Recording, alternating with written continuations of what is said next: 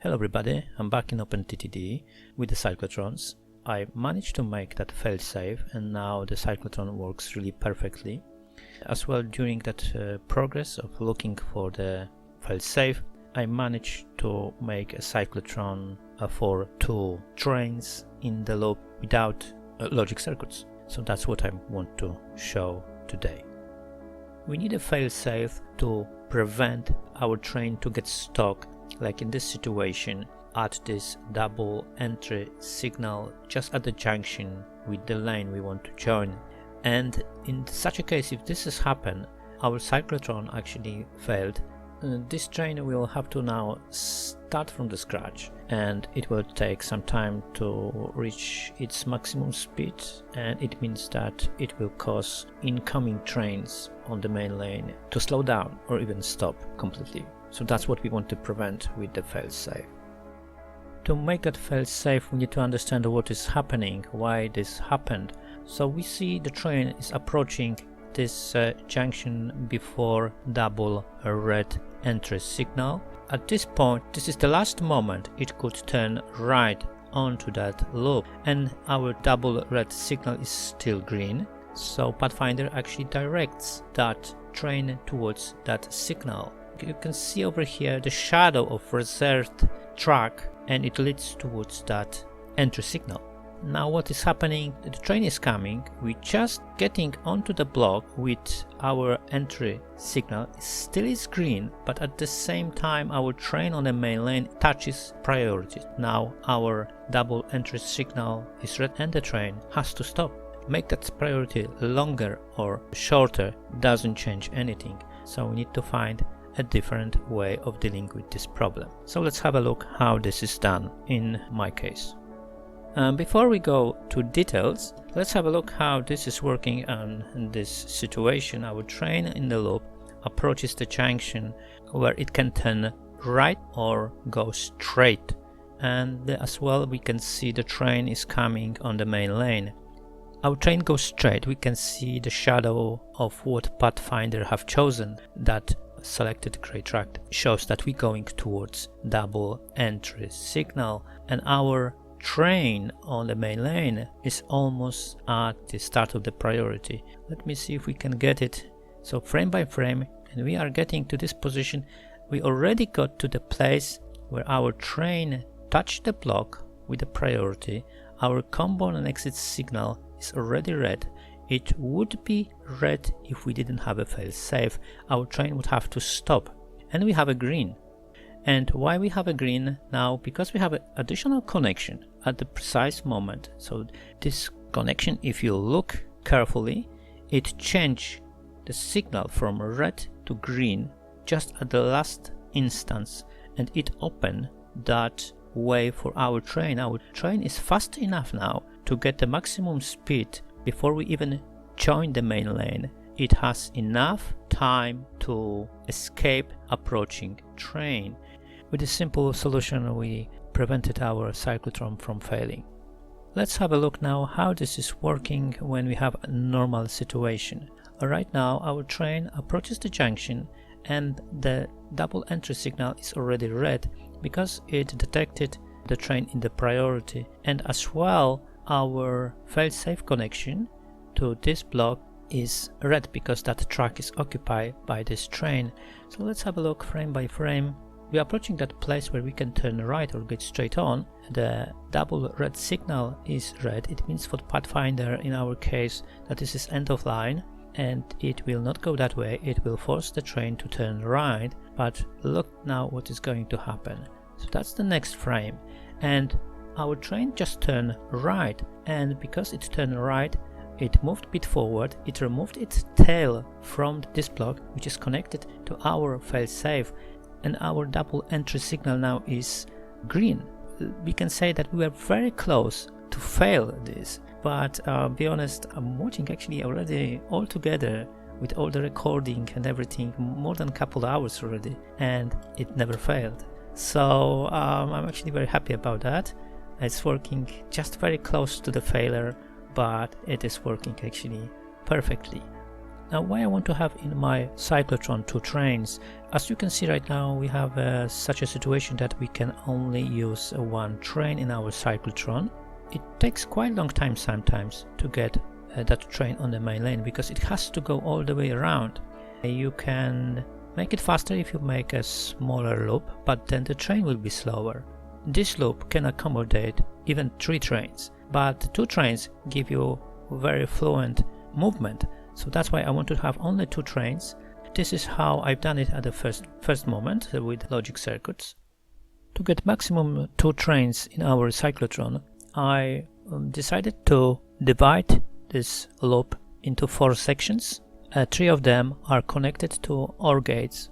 So let's say that this is A, this is B, and this is C. So our A and B is connected to this OR gate, and we have our result. That result is connected to the next OR gate with the last C connection. It checks if there is at least one train in those 3 connections. It can be 3, it can be 2 or 1. It means that entry signal over here is locked, is red. Now we have only one moment when our OR gates can be green, and this is the moment when we just passed this junction over here, and our OR gate now gives us green signal 0 because all the inputs to our OR gate are 0 or green, and that's why our train now just starting moving towards the loop. It accelerates, and from this moment there is always one of those trains in those 3 points. So actually right now we're preventing the train that is waiting at the entry signal to get on that loop. Very simple solution. However, it's complicated. Thanks to the fact that I was looking for fail-safe, I realized I made mistakes in the previous version without logic circuits, and I made another version of cyclotron without logic circuits, and it's working perfectly. So I'm going to now explain how the other version is working. This is a cyclotron without logic circuits that allows maximum 2 trains to circulate the loop. I just want to explain how this is done with the connections and pre-signals. As previously, our loop is divided into 3 parts, and those parts are connected together. As long as there is a train in one of those 3 blocks, the entry signals to the cyclotron is red. If only one train is circulating in our loop, then this entry signal will turn green only when that train is in this section, and this will allow another train to enter the loop. And now, as long as we have 2 trains circulating around in this loop, at least one of them will always block this entry signal. Now, thanks to this connection, our entry signal is connected directly to this one point of our loop. Then we have additional 2 connections, one after combo signal, which is in the middle, and then we have another signal over here which is exit, but it could be combo as well. And it is working out this way that the entry signal look into this block. If there is no train, it could be green, but then it looks for another pre-signals like combo or exit signals. Now it sees a combo signal, so it reflects the state of this signal. This combo signal is green because it looks ahead into this block. This block is empty, so it could be green, but it sees exit signal, so it reflects the state of exit signal. It's green, so combo signal is green. Now the exit signal is green because it looks ahead into this block and there is no train, so it is green. In this case, our entry signal is green and allowing another train enter the loop. Such a situation when we have a green can only happen when our loop is empty or we have a 1 train. If we have 2 trains, one of the trains will always block the entry signal. And now one more thing before we finish. There is very important thing that we have this blocking signal after entry signal. It prevents change of the signal which is directed towards our failsafe. Without this, failsafe will start too early and it can be caused by 2 trains. One train can be over here and the second can be over here. Now without this blocking signal, this failsafe wouldn't be as it is now. I'm almost about to finish. Just a last word about the cyclotrons. Actually, I built them only because they're fun.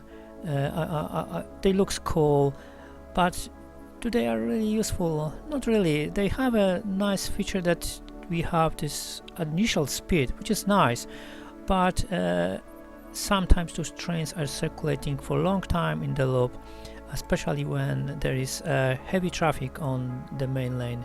So I actually don't use them much. For example, this place, it was rebuilt due to development of the game. So this is exactly the place where we were, and I had to rebuild it because that single side line became second main lane.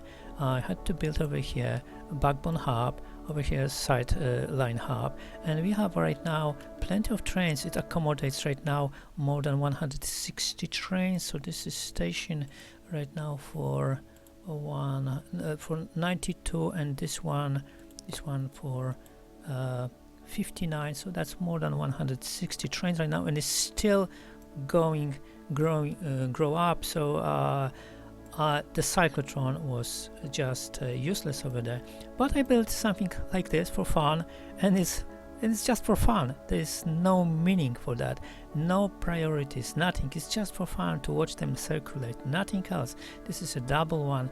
It's hardly ever even used. There's another double one like this one, is hardly ever used over here. So cyclotrons are not very good for heavy traffic.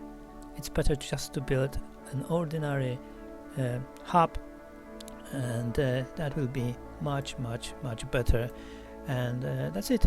Okay, so that's I want to finish right now.